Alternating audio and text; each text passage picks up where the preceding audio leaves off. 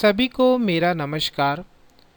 विद्यार्थियों, आज हम एनसीईआरटी कक्षा 10वीं विज्ञान के अंतर्गत आने वाले अध्याय 8 जीव जनन कैसे करते हैं के बारे में विस्तार से समझेंगे। विद्यार्थियों, इस अध्याय के 2 वीडियो बनाए गए हैं। पहला वीडियो पार्ट 1 वाला है जिसमें आलैंगिक जनन को समझाया गया है, जबकि दूसरा वीडियो पार्ट 2 वाला है जिसमें लैंगिक जनन को विस्तार से समझाया गया है। तो आपसे अनुरोध है कि आप इन दोनों वीडियो को अच्छे से देखें ताकि यह अध्याय आपको अच्छे से समझ में आए। तो शुरुआत करते हैं, जीव जनन कैसे करते हैं। मैं हूँ रमाकांत पांडे, माध्यमिक शिक्षक विज्ञान, शासकीय उच्चतर माध्यमिक विद्यालय भोजपुर, जिला राजगढ़ से। जनन सजीवों में होने वाली वह प्रक्रिया है जिसमें कोई सजीव अपने ही समान, अपने ही जैसे जीवों को उत्पन्न करने की क्षमता रखता है, अर्थात एक ऐसी प्रक्रिया जिसमें कोई भी जीव अपने अस्तित्व को बनाए रखने के लिए लगातार संतान उत्पत्ति करता है और अपना अस्तित्व बनाए रखता है, जनन कहलाती है। जनन के प्रकार। जनन के मुख्य रूप से 2 प्रकार होते हैं, एक आलैंगिक जनन एसेक्सुअल रिप्रोडक्शन और दूसरा लैंगिक जनन सेक्सुअल रिप्रोडक्शन। आलैंगिक जनन। आलैंगिक जनन जनन की यह विधि निम्न श्रेणी के जीवों में पाई जाती है। इस विधि में युग्मकों का निर्माण नहीं होता है। इस विधि में जीवों द्वारा अपने जनकों के समान संतान की उत्पत्ति होती है, अर्थात आलैंगिक जनन में गैमेट्स फॉर्मेशन नहीं होता है। यहाँ पर बिना गैमेट्स के ही जीव का निर्माण होता है। आलैंगिक जनन के प्रकार। आलैंगिक जनन के कई प्रकार होते हैं जिनमें कई विधियां आती हैं। मुख्य रूप से आलैंगिक जनन 6 प्रकार का होता है, जिनमें सबसे पहले कलिकायान मुकुलन बडिंग्स, दूसरा विखंडन फीजन, तीसरा खंडन फ्रेगमेंटेशन, चौथा पुनरुद्भवन रीजनरेशन, पांचवा कायिक प्रवर्धन वेजिटेटिव प्रोपेगेशन, छठा बीजाणु समासंग स्पोर फॉर्मेशन। ये 6 चरण या 6 प्रकार होते हैं जिनके माध्यम से आलैंगिक जनन देखने को मिलता है। आइए हम इनका क्रमागत रूप से अध्ययन करते हैं। कलिकायान। कलिकायान जनन की एक ऐसी विधि होती है जिसमें किसी भी वयस्क जीव के शरीर पर उभार या अधिवृद्धि बन जाती है और कुछ समय पश्चात यह उभार विकसित होकर कलिका में रूपांतरित हो जाता है। बाद में यह कलिका भी विकसित होकर एक पूर्ण सजीव को बनाती है और जनक से पृथक होकर एक जनक के समान नए जीव को जन्म देती है। इसमें मुख्य रूप से कोई भी जीव अपने शरीर पर एक उभार उत्पन्न करता है और उभार बाद में कलिका में बदल जाता है। कलिका भी विकसित होकर मुख्य शरीर से अलग हो जाती है और फिर बाद में कलिका से नया जीव उत्पन्न हो जाता है। जैसे हाइड्रा, ईस्ट एवं ब्रायोफिलम में कलिकायान हमको देखने को। हाइड्रा में कलिकायान, यहाँ पर आपको हाइड्रा जो एक जली जीव होता है, इसके शरीर पर एक बर्ड्स के रूप में कलिका दिखने को दिख रही है आपको चित्र में। बाद में कलिका विकसित हो जाती है और इस मुख्य शरीर से टूटकर अलग होकर एक नए जीव को जन्म देती है। इस प्रकार से ईस्ट में भी कलिकायान पाया जाता है।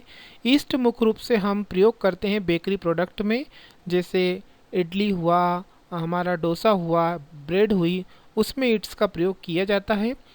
ईट्स में कलिकायान पाया जाता है और कलिकायान के माध्यम से ही आलैंगिक जनन करता है। प्रकार से पत्थर चट्टा, जिसे ब्रायोफिलम बोलते हैं, पत्थर चट्टा की पट्टियों के चारों तरफ कोने जैसे जो आपको दिख रहे हैं, यहाँ पर पाई जाती हैं कलिकाएं।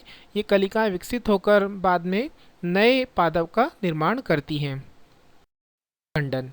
विखंडन आलैंगिक जनन की एक ऐसी विधि होती है जो मुख्य रूप से निम्न श्रेणी के जीवों में पाई जाती है, जैसे प्रोटोजुआ, शैवाल, कवक, जीवाणु आदि। इससे एक विभाजन के द्वारा 2 संतान उत्पन्न होती है। सामान्यतः यह क्रिया अनुकूल परिस्थितियों में ही होती है, परंतु कुछ प्रतिकूल परिस्थितियों में भी यह क्रिया होती है। विखंडन मुख्य रूप से हमको देखने को मिलता है अमीबा, प्लाज्मोडियम, पैरामीशियम, शैवाल एवं कवक में। विखंडन को भी अगर देखा जाए तो हम 2 भागों में इसे वर्गीकृत कर सकते हैं। विखंडन हमको 2 रूप में देखने को मिलता है। सबसे पहला होता है द्विखंडन बाइनरी फीजन और दूसरा बहुखंडन मल्टीपल फीजन। आइए हम इनका एक एक करके क्रमबद्ध अध्ययन करते हैं। खंडन। Binary fission. बाइनरी फिजन मुख्य रूप से एक ऐसा खंडन का प्रकार होता है जिसमें कोई भी कोशिका दो भागों में विभाजित हो जाती है और दो नई कोशिकाओं का निर्माण होता है। यह द्विखंडन कहलाता है। जनन की अवधि मुख्य रूप से एक कोशिकीय जीवों में पाई जाती है।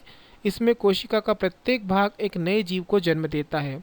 यह सबसे ज़्यादा प्रमुख रूप से पाया जाता है अमीबा में। अमीबा एक कोशिकीय जीव होता है। यह द्विखंडन के माध्यम से ही अलैंगिक जनन करता है। जैसे नीचे चित्र में दिखाया गया है, इसमें अमीबा है। अमीबा धीरे धीरे द्विखंडन करना चाहेगा तो सबसे पहले इसका केंद्रक विभाजित होगा। केंद्रक के विभाजित होने के बाद फिर इसका कोशिका द्रव विभाजित होना चालू करेगा और फिर इससे एक कोशिका से दो नई कोशिकाओं का निर्माण हो जाएगा और दो अमीबा उत्पन्न हो जाएंगे। बहुखंडन को देखते हैं, मल्टीपल फिजन। मल्टीपल फिजन द्विखंडन से थोड़ा सा अलग होता है।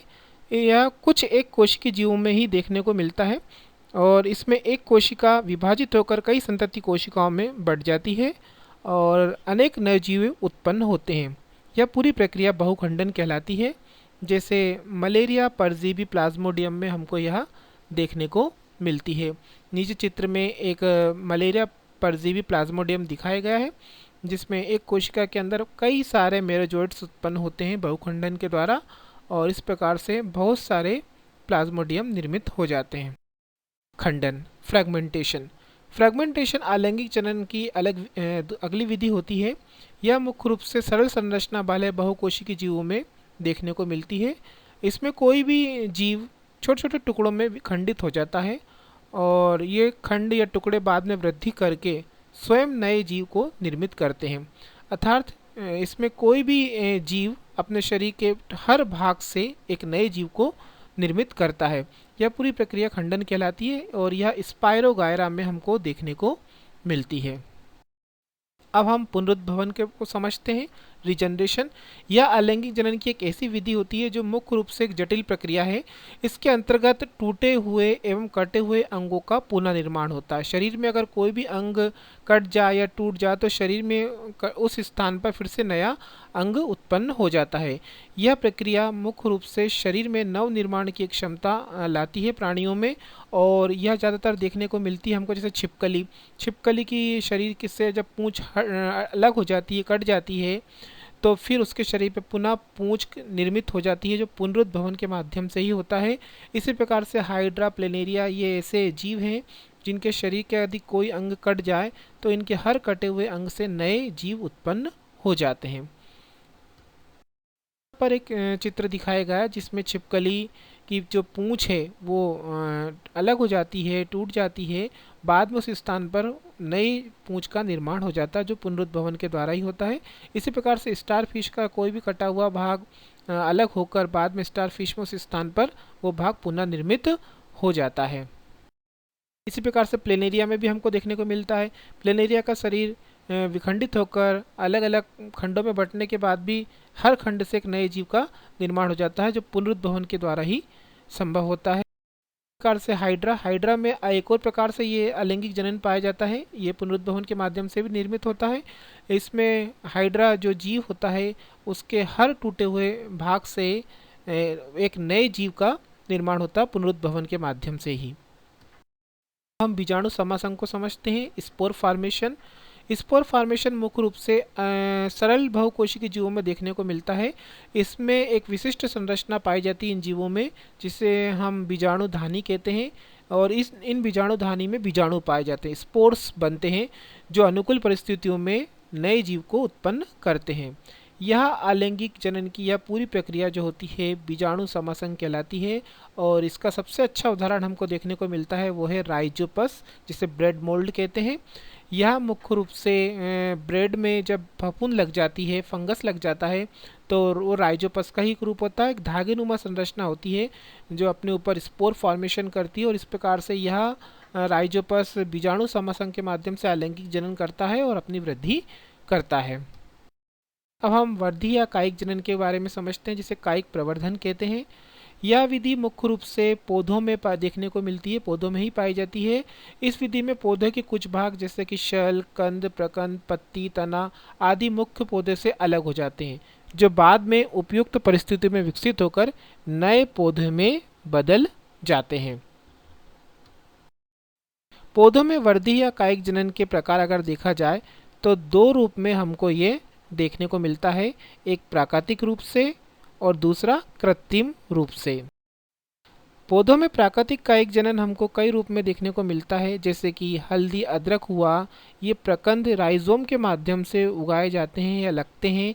उसी प्रकार से आलू को कंद या ट्यूबर के माध्यम से लगाया जाता है। बंडा, केसर, जिमीकंद ये घन कंद कॉर्न के माध्यम से लगते हैं, और प्याज, लहसुन को शलकंद बल्ब के माध्यम से उगाया जाता है। तो ये हमको प्राकृतिक रूप से कायिक जनन इन वनस्पतियों में, इन पौधों में देखने को मिलता है। इस कृत्रिम रूप से भी कायिक जनन किया जा सकता है, जिसकी कई विधियां होती हैं, जैसे कटिंग्स या कलम लगाना, ग्राफ्टिंग या पेबंद लगाना, लेयरिंग या डाला लगाना। तो ये तीन विधियों के माध्यम से हम कृत्रिम रूप से भी कायिक जनन कर सकते हैं पौधों। कटिंग्स या कलम लगाने के बारे में अगर देखा जाए तो सभी लगभग इसी से परिचित होंगे, क्योंकि गुलाब की ज़्यादातर कलम लगाई जाती है। गुलाब से हम परिचित अच्छी तरीके से। तो इस विधि में तने के टुकड़ों को मात्र पौधों से अलग या काट कर भूमि के अंदर लगाते हैं, और तने के टुकड़ों को हम कलम भी कहते हैं, और बाद में फिर ये कलम से नए पौधे उत्पन्न हो जाते हैं। जैसे गुलाब, अंगूर या गन्ने की कलम ज़्यादातर लगाई जाती है कटिंग्स के माध्यम से ही। ग्राफ्टिंग या पेबंद लगाना, इस विधि में विभिन्न पौधों के दो भागों को जोड़कर या चिपकाकर आपस में मिलाया जाता है। इस जोड़ को बाद में मिट्टी या गोबर से ढककर कपड़ा बांध दिया जाता है, और कुछ समय पश्चात पौधे के दोनों भाग आपस में मिल जाते हैं और नए पौधे के रूप में विकसित हो जाते हैं। यह मुख्य रूप से ग्राफ्टिंग या पेबंद नींबू, नारंगी या गुलाब आदि के पौधे तैयार करने के लिए की जाती है। लेयरिंग या डाला लगाना, इस विधि का प्रयोग उन पौधों के लिए किया जाता है जिनकी जड़ें आसानी से नहीं निकल पाती या जिनके तने कठोर होते हैं। ज़्यादातर कुछ ऐसे पौधे होते हैं जिनकी कलम नहीं लगती है, तो हम उन्हें कैसे उगाएं, कैसे उन्हें विकसित करें, तो लेयरिंग या डाला लगाना उनके लिए बहुत अच्छी विधि होती है। इनमें पौधों की शाखा या डाल को मिट्टी में दबाकर झुका दिया जाता है, और कुछ समय के पश्चात पौधे के दबे भाग से जड़ें निकलने लगती हैं। इसके पश्चात शाखा को काट कर मात्र पौधे से अलग कर देते हैं, और बाद में फिर एक से दो पौधे तैयार हो जाते हैं, जैसे चमेली हुआ, सेब हुआ, संतरा हुआ, नाशपाती हुआ। इनकी जो पौध होती है वो लेयरिंग या डाला लगाकर तैयार की जाती है। धन्यवाद।